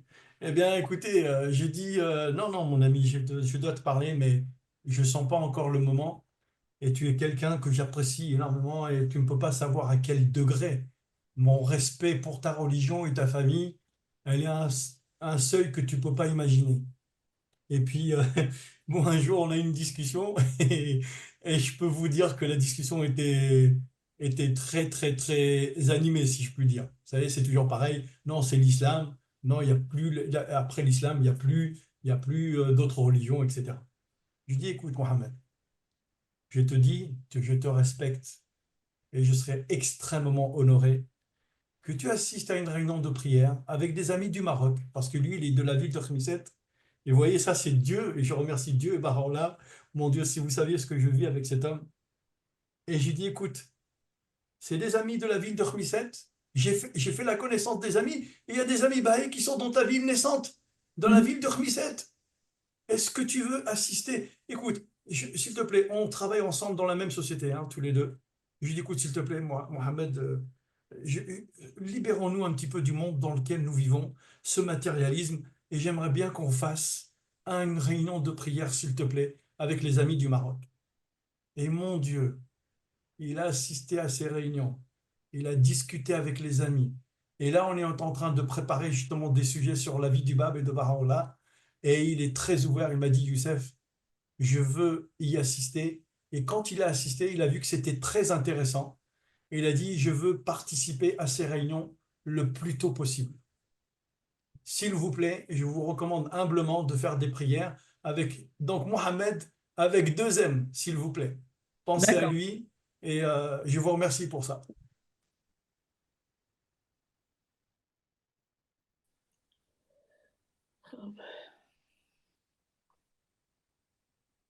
Il n'y a pas de plus belle façon de finir que de faire des prières pour Mohamed qui est dans un sentier de recherche, ce qui est le but de cette première sourate du Coran, le droit chemin.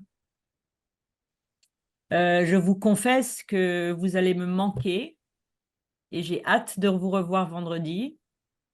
Moi, ma semaine, elle commence vendredi, elle finit vendredi. De toute façon, c'est comme ça. J'ai très hâte, très, très hâte. Je vous embrasse très, très fort. Merci. Merci pour ces conversations ce soir. Vous avez vraiment, on a tellement appris, on est vraiment sans voix, hein. C'était merveilleux. Oui, très intéressant. Merci beaucoup. On a des larmes aux yeux. Merci à vous tous. Merci. Je vous embrasse Passionnant tous. et Passez une bonne émouvant. Le jour soirée. de vendredi Merci. est une journée très importante. À Et tu nous vendredi tiendras au prochain. courant alors, vendredi au revoir. prochain pour Mohamed, hein? À Ah bientôt. oui, tu nous donneras des nouvelles. Sans Allez, faute. on va tous Bye prier, bye. hein. Allez, bisous tout le Merci. monde. Bye. Bisous, bye bye.